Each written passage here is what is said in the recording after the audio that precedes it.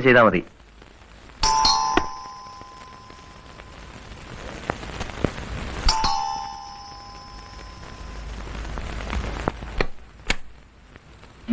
Hello,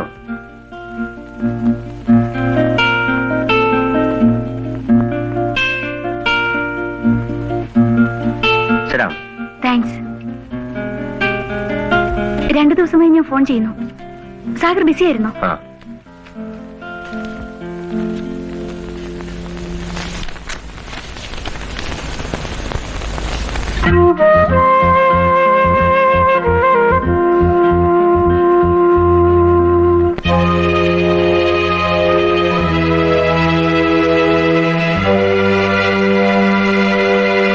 എങ്ങനെയുണ്ട്? ശത്രുപാളയത്തിൽ തന്നെ ഇരതയുടെ അശ്വതിയുടെ സാമർഥ്യത്തെ ഞാൻ അഭിനന്ദിക്കുന്നു. കൊള്ളാം. അതെന്താ അങ്ങനെ പറഞ്ഞത്? എന്നെ എന്റെ സംഘത്തെയും കുറിച്ച് എഴുതിയിട്ട് അതിന്റെ അഭിപ്രായം എന്നോട് തന്നെ ചോദിക്കണം. ഇല്ലാത്തൊന്നും ഞാൻ എഴുതിയിട്ടില്ല. സാഗറിന്റെ അനുവാദം വാങ്ങിയതിന് ശേഷമാണ് ഞാൻ ഈ ഫീച്ചർ ആരംഭിച്ചത്. പിന്നെ സംഘം ഇപ്പോഴില്ലല്ലോ. ജാക്കിയും സാഗറും ശേഖരൻകുട്ടിയും തമ്മിൽ പിരിഞ്ഞില്ലേ? അതേതായാലും നന്നായി. ഇനിയിപ്പോ എന്റെ ഫ്യൂച്ചറിന് ഗ്രിപ്പ് കൂടും. പലതും പ്രതീക്ഷിക്കാമല്ലോ. പണ്ട് ഹാജി മസ്താനി യൂസഫ് പട്ടേലും തമ്മിൽ തെറ്റിയപ്പോ പത്രക്കാർക്ക് കുറെ നാളത്തേക്ക് നല്ല കോളായിരുന്നു. എന്നും ചൂടുള്ള വാർത്തകൾ, ആക്ഷൻ ആൻഡ് റിയാക്ഷൻ. രണ്ടാടുകളെ തമ്മിൽ കൂട്ടിയിടിപ്പിച്ചിട്ട് നടുക്ക് നിന്ന് ചോര കുടിക്കാൻ ശ്രമിച്ച കുറുക്കന്റെ കഥ അശ്വതിക്ക് കേൾക്കണോ? അയ്യോ, ഞാൻ ആ അർത്ഥത്തിൽ പറഞ്ഞതല്ല. ഏതർത്ഥത്തിൽ പറഞ്ഞാലും തമ്പുരാട്ടിക്കുട്ടിയുടെ ഈ കൊച്ചു തലയിൽ ഒരുപാട് വക്രതയുണ്ട്. അട്ടെ, അശ്വതിയുടെ ഇപ്പോഴത്തെ ഈ വരവിന്റെ ഉദ്ദേശം എന്താണ്? ഞാൻ പറയാതെ തന്നെ അറിയാമല്ലോ, സാഗർ ജാക്കിയായ കഥ. അതെന്തറിയാനാ? സ്വന്തമായിട്ട് അങ്ങ് എഴുതിയാ മതി. അതുപോരാ. അങ്ങനെയായിരുന്നെങ്കിൽ ഞാൻ ഇത്രയും ബുദ്ധിമുട്ടി സാഗറിന്റെ പുറകെ നടക്കണമായിരുന്നോ? പുലിവാലായല്ലോ. അബദ്ധത്തിന് ഞാനൊന്ന് സമ്മതിച്ചു പോയി. അശ്വതി, ഈ കഥയൊക്കെ പറയുന്നതിന് ഒരു മൂഡ് വേണം. I am not in a mood. വേണ്ട, എനിക്ക് തിരക്കൊന്നുമില്ല. ഞാൻ വീണ്ടും വരാം. ഓക്കെ.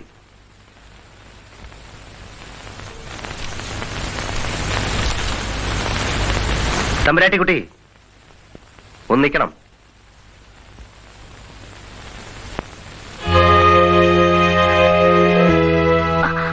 അതിലൊന്നുമില്ല.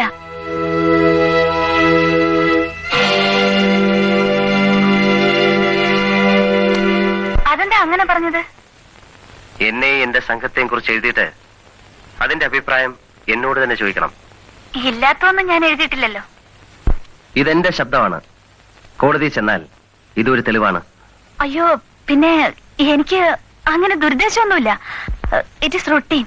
അശ്വതി വർമ്മയുടെ ഉദ്ദേശം നിർദോഷമായിരിക്കും. But I have to safeguard my interests. That's also routine.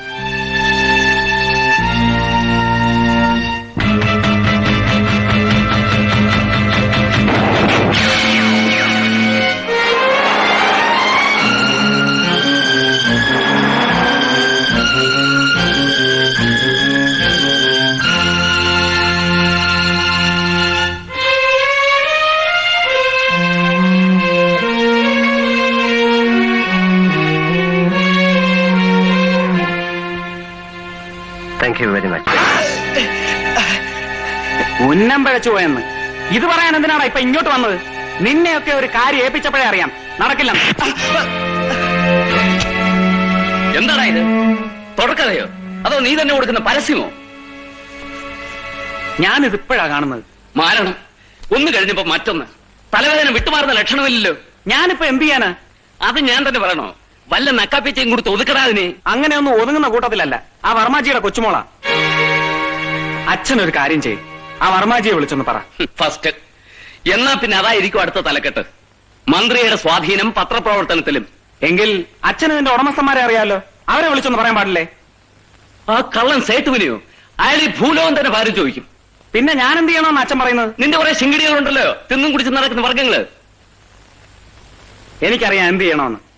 പിന്നെ അച്ഛൻ കയറി ഇടപെടരുത്. നീ എന്ത് വേണേ ചെയ്തു തുലയ്ക്ക്.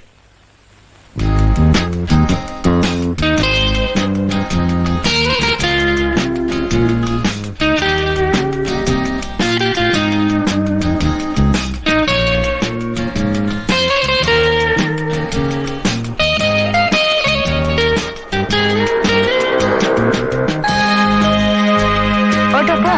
എങ്കേജിലാ.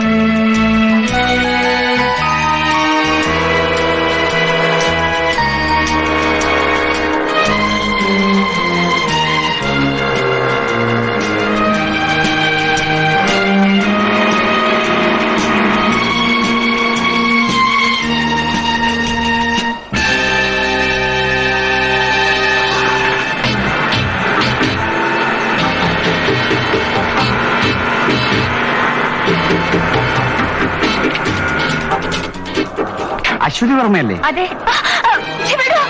വിടൂ.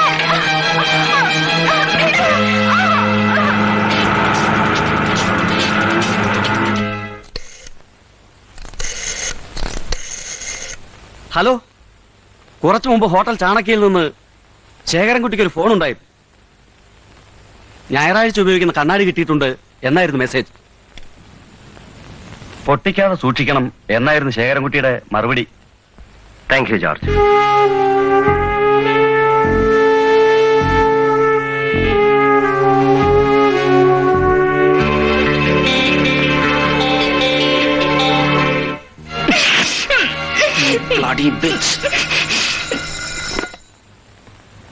ചീഫ് മിനിസ്റ്ററോ? ശരി, ശേഖരൻകുട്ടി, താഴെ അച്ഛൻ വന്നിട്ടുണ്ടെന്ന്, അങ്ങോട്ട് ചെല്ലാൻ. അച്ഛൻ ഇവിടെയാ? ഞാനിപ്പോ വരാം.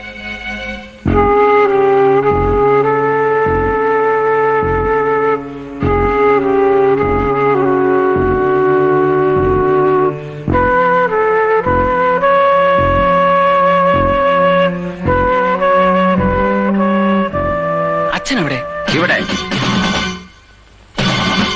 അശ്വതിയോടെ.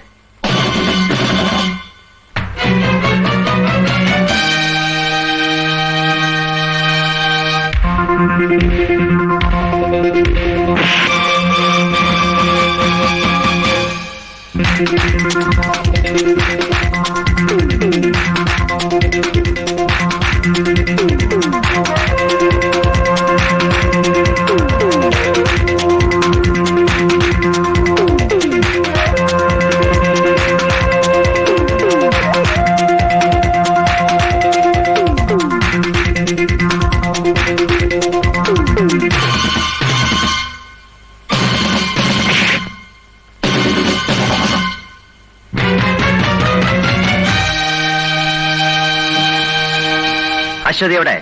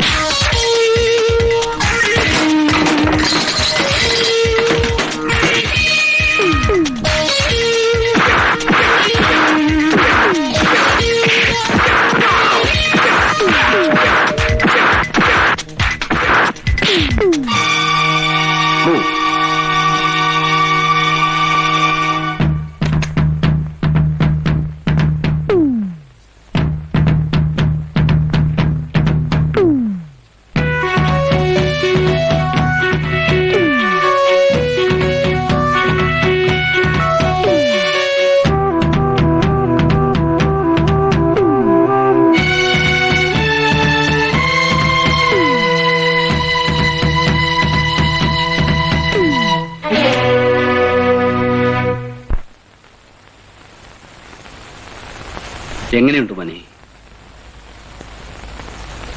മോനെ പ്രത്യേകിച്ച് ശ്രദ്ധിച്ചോണം.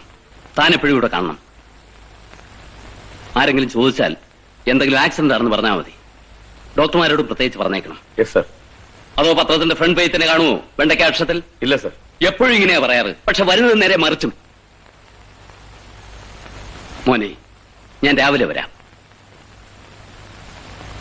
കോശി, താൻ വാടൂ.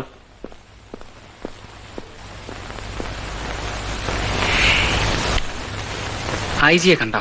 ഇല്ല, അദ്ദേഹം മലബാറിന് ടൂർ പോയിരിക്കുകയാണ്. നാളെ വരൂ. വന്നാലുടൻ എന്നെ കാണാൻ പറയണം. ആ, അശ്വതിക്ക് നല്ലൊരു ന്യൂസ് കിട്ടിയില്ലേ? ജേർണലിസ്റ്റിനെ കിഡ്നാപ്പ് ചെയ്തു, അത്ഭുതകരമായ രക്ഷപ്പെടൽ. എന്നെ കുറിച്ച് ഞാൻ എഴുതിയാൽ ആരും വിശ്വസിക്കില്ല. ഇർവിൻ മാലസിന്റെ ഒരു നോവലുണ്ട്, ആൾമേറ്റി. അതിലൊരു ക്യാരക്ടറുണ്ട്, പത്രാധിപർ.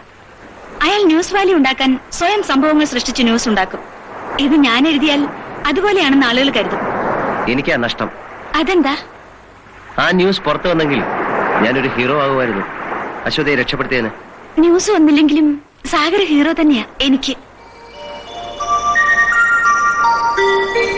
ഞാൻ നാളെ നാട്ടിൽ പോകും. അച്ഛന്റെ ആണ്ടാണ്. സാഗറിന്റെ അച്ഛൻ ആരായിരുന്നു? ഒരു സാധു മനുഷ്യൻ, വില്ലേജ് ഗുമസ്തൻ. 6 വർഷങ്ങൾക്ക് മുമ്പ് മരിച്ചു. സാഗർ ഒറ്റ മകനാണോ? അതെ. എനിക്കൊരു കാര്യം ഓർക്കുമ്പോഴേ വിഷമമുള്ളൂ. എന്റെ അച്ഛനെ നല്ലോണം ചികിത്സിക്കാനോ ശുശ്രൂഷിക്കാനോ എനിക്ക് കഴിഞ്ഞില്ല. ഞാനത് പഠിക്കുകയായിരുന്നു. ഞാനൊരു നിലയിൽ എത്തുന്നതിന് മുമ്പ് അച്ഛൻ മരിച്ചു. പാവം. ജീവിതം മുഴുവൻ ദാരിദ്ര്യ ദുഃഖം അനുഭവിക്കാനായിരുന്നു അച്ഛന്റെ വിധി. Come on. വീട്ടിൽ ആരൊക്കെയുണ്ട്? അമ്മ മാത്രമേ ഉള്ളൂ. എന്നാ പിന്നെ അമ്മയെ കൂടെ കൊണ്ടുവന്ന് താമസിപ്പിച്ചൂടെ? വിളിക്കാഞ്ഞിട്ടല്ല, വരണ്ടേ? അച്ഛന്റെ കുഴിമാടത്തിൽ എന്നും വിളക്ക് വെക്കണമെന്ന് അമ്മയ്ക്ക് നിർബന്ധമാണ്. സാഗർ നാട്ടിൽ പോകുമ്പോ ഞാനും വരട്ടെ? എന്തിന്? എനിക്ക് സാഗറിന്റെ അമ്മയെ കാണണം. ഞാൻ പോയാ വൈകിട്ടേ മടങ്ങി വരൂ. അത് സാരമില്ല, നാളെ എനിക്ക് പ്രത്യേകിച്ച് ജോലിയൊന്നുമില്ല. ആ, പോ. ഉം.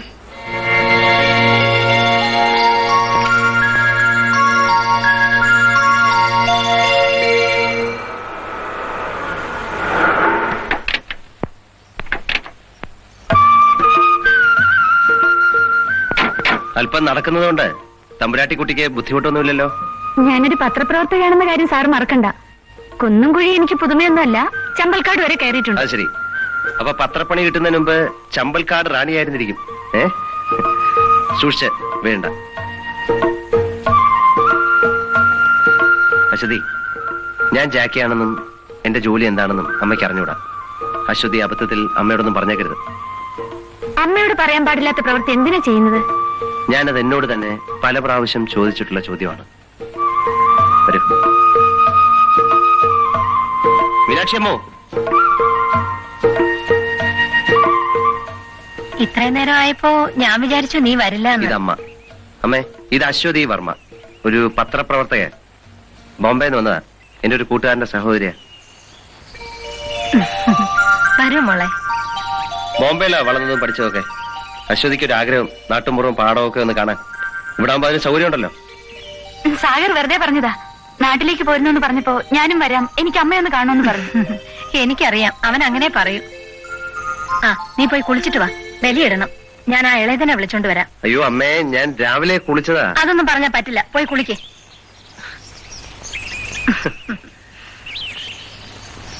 അല്ല, കുളിക്കണോ? പോടാ.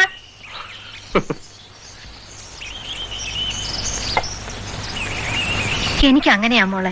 ഇവനെ കണ്ടാ പിന്നെ കൈയും കാലും ഓടില്ല. മോൾ ഇവിടെ ഇരി, ഞാൻ ആ ഇളയതിനെ വിളിച്ചോണ്ട് ഇപ്പൊ വരാം.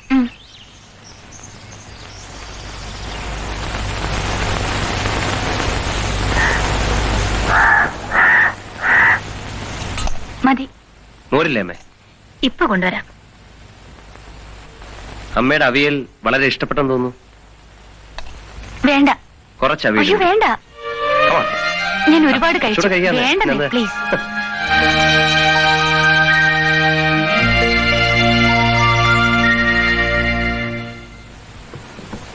എന്താ മോളെ, മതിയാക്കിയോ? മതിയമ്മേ.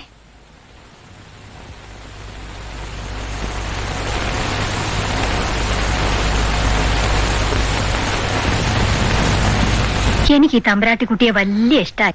അമ്മ എന്താ ഈ പറയുന്നത്? നീ ഒന്നും പറയണ്ട, ഞാനൊക്കെ തീരുമാനിച്ചു കഴിഞ്ഞു. അടുത്ത പ്രാവശ്യം നീ വരുമ്പോ ഞാനും കൂടെ വരും. എനിക്ക് ഈ കുട്ടിയുടെ ചേട്ടനെ ഒന്ന് കാണണം.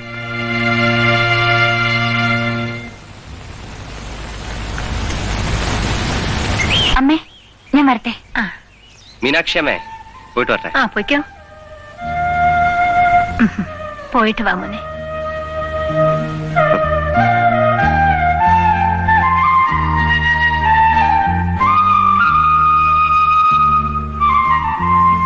എന്തൊരു സ്നേഹം അമ്മയ്ക്ക്.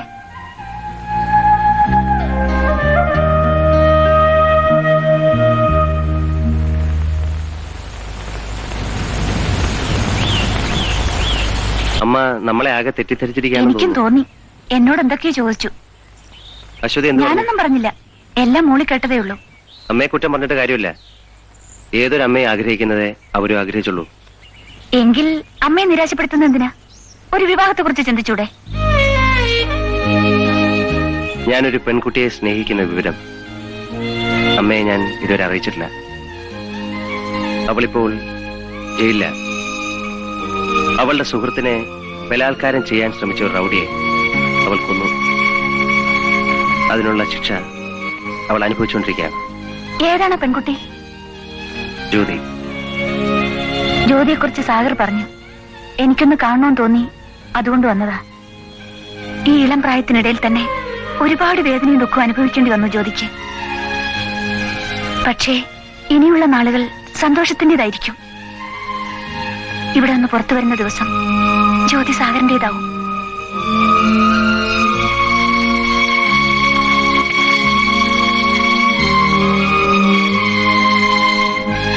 ഞാൻ വരട്ടെ.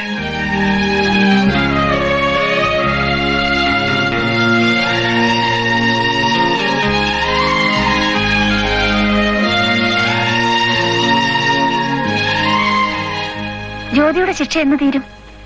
ഈ മാസം. ദിവസം കൃത്യമായിട്ട് അറിയില്ല. സാഗർ, നിങ്ങൾ ഞാൻ വിചാരിച്ചതിലും ഏറെ നന്മകളുള്ള ഒരു മനുഷ്യനാണ്. അങ്ങനെയുള്ള ഒരാൾക്ക് ചേർന്ന തൊഴിലല്ല നിങ്ങൾ ഇപ്പോൾ ചെയ്യുന്നത്. ദയവായി നിങ്ങൾക്കിത് നിർത്തിക്കൂടെ?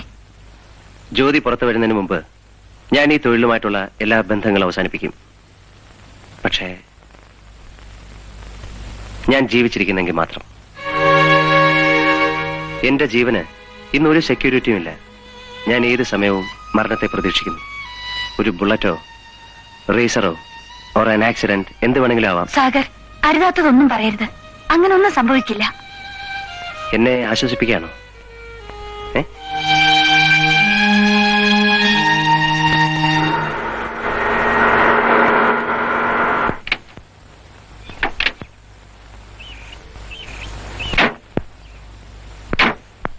അശ്വതി, നമ്മൾ പരിചയപ്പെടുമ്പോ ഞാനൊരു കള്ളക്കടത്തുകാരനും അശ്വതി ഒരു ജേർണലിസ്റ്റും ആയിരുന്നു. ഇന്ന് ആ ബന്ധം അതിലേറെ വളർന്നു. You are A good friend.